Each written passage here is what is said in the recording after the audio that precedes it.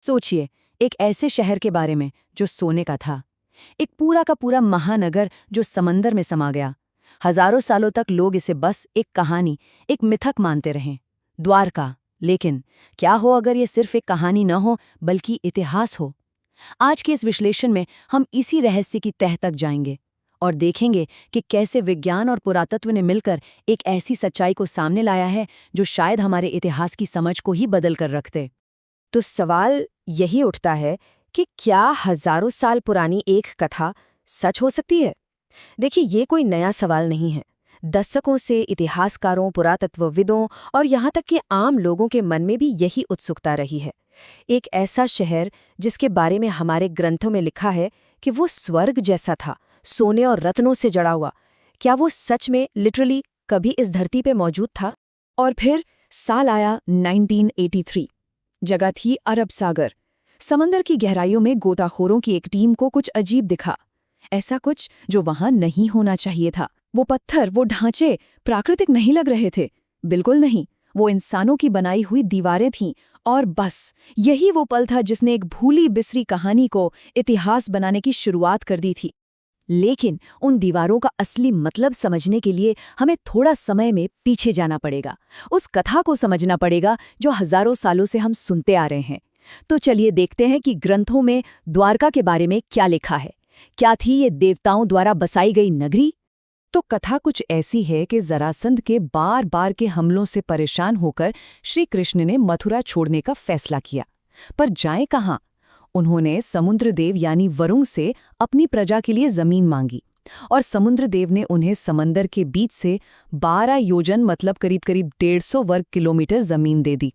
और इसी जमीन पर देवताओं के आर्किटेक्ट विश्वकर्मा ने बनाया एक अद्भुत शहर, एक ऐसा शहर जिसके कई द्वार थे और इसीलिए इसका नाम पड़ा द्वारका।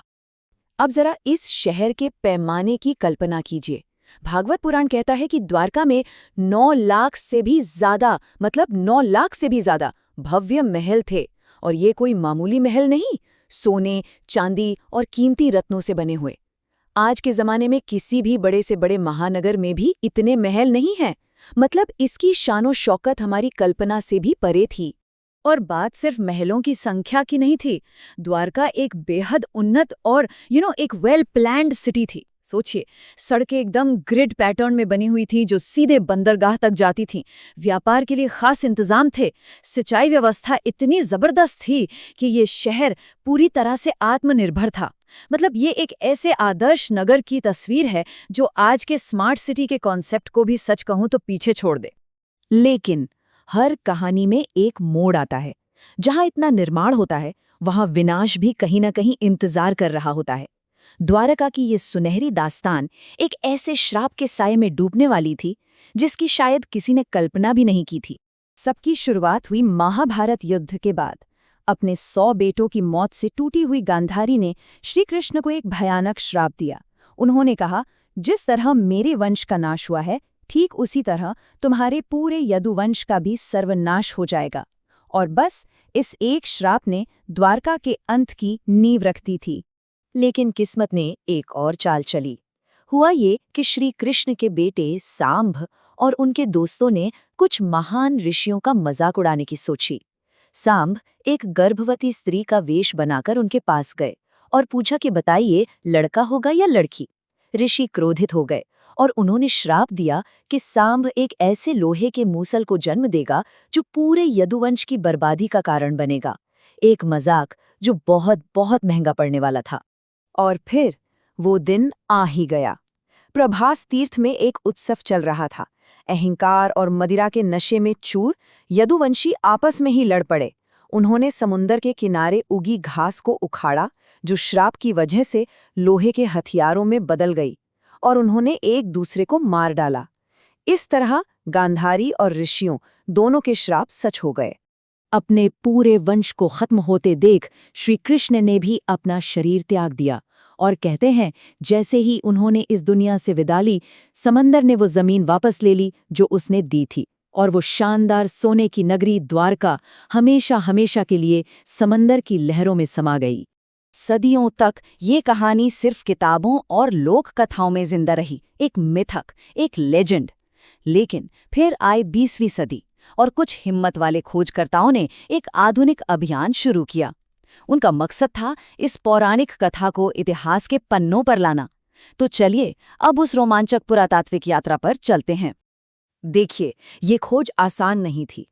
दशकों लग गए। शुरुआत हुई 1963 में जमीनी खुदाई से। फिर 1979 में डॉक्टर एस.आर. राव ने भारत की पहली मरीन आर्कियोलॉजी यूनिट शुरू की। डॉक्टर राव की टीम ने 1983 से 92 के बीच पैसों की कमी और लोगों के संदेह के बावजूद 12 बार समंदर के नीचे अभियान चलाए। फिर 21वीं सदी में आई हाईटेक सोनार टेक्नोलॉजी, जिसने पूरा खेल ही बदल दिया। और अभी हाल ही में 2024 में जब देश के प्रधानमंत्री ने खुद वहां गोता लगाया, तो इस खोज को पूरी दुनिया में एक नई पहचान मिली। तो सबसे बड़ा सवाल, आखिर समंदर के नीचे मिला क्या? अब यहाँ चीजें बहुत दिलचस्प हो जाती हैं। महाभारत में लिखा था कि द्वारका एक किलाबंद शहर था और पुरातत्वविदों को पानी के नीचे 560 मीटर लंबी पत्थर की दीवार मिली। ग्रंथों में एक व्यस्त बंदरगाह का जिक्र था और उन्हें वहां प्राचीन पत्थर के लंगर मिले। कुछ तो ऐसे अनोखे 3 छेद वाले डिजाइन के थे जो पहले कभी नहीं देखे गए थे। शानदार महलों की कहानी थी और वहां 30 से ज्यादा बड़े पत्थर के स्तंभों और इमारतों की नींव मिली। अचानक कथा और साक्ष्य एक दूसरे से मिलने लगे थे। और इस पूरी खोज के पीछे डॉक्टर राव का एक सरल सा लेकिन एक क्रांतिकारी विश्वास था। वो मानते थे कि हमारे प्राचीन ग्रंथ सिर्फ धार्मिक किताबें नहीं हैं, बल्कि वो ऐतिहासिक दस्तावेज हैं, एक रिकॉर्ड हमारे पूर्वजों के जीवन का। और शायद यही वो दृष्टिकोण था जिसने उन्हें इतने सालों तक लोगों के शक और आलोचना के बीच भी आगे बढ़ने की हिम्मत दी। ठीक है, तो चीजें मिलनी शुरू हो गई थीं, लेकिन अब दुनिया को ठोस वैज्ञानिक सबूत चाहिए थे। ये एक ऐसा मोड़ था जहां आस्था को विज्ञान के प्रमाण की जरूरत थी और विज्ञान को एक सदियों पुरानी आस्था का सामना करना था। तो क्या विज्ञान इस प्राचीन कथा पर अपनी मोहर लगा पाएगा? और फिर एक ऐसी खोज हुई जिसने सबको, मतलब लिटरली सबको हिलाकर रख दिया। कार्बन डेटिंग की गई और समंदर के नीचे मिली एक लकड़ी की कलाकृति की उम्र लगभग 9000 साल पुरानी पाई गई। 9000 साल! ये तो हड़प्पा सभ्यता से भी हजारों साल पहले की बात है। इस एक खोज ने भारतीय सभ्यता कितनी पुरानी है, इस पूरी समझ को ही चुनौती दे दी। और ये सारे सबूत टुकड़े टुकड़े करके एक बड़ी तस्वीर बना रहे थे।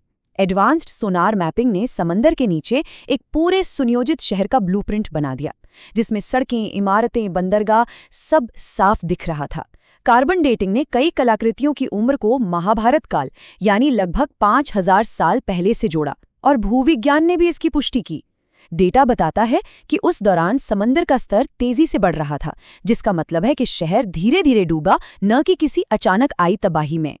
तो द्वारका की कहानी सिर्फ एक शहर के डूबने की कहानी नहीं है। ये इस बात की कहानी है कि कैसे आस्था और विज्ञान, विश्वास और ज्ञान मिलकर एक खोए हुए सच को फिर से जिंदा कर सकते हैं। ये हमें याद दिलाता है कि हमारी पौराणिक कथाएं सिर्फ कहानियां नहीं हैं, वो हमारी सामूहिक स्मृति हैं। और कभी-कभी इतिहास में दबे हुए सच कभी मरते नहीं, वे बस सही वक्त का और सही तकनीक का इंतजार करते हैं कि उन्हें फिर से खोजा जा सके। जय द्वारकाधीश।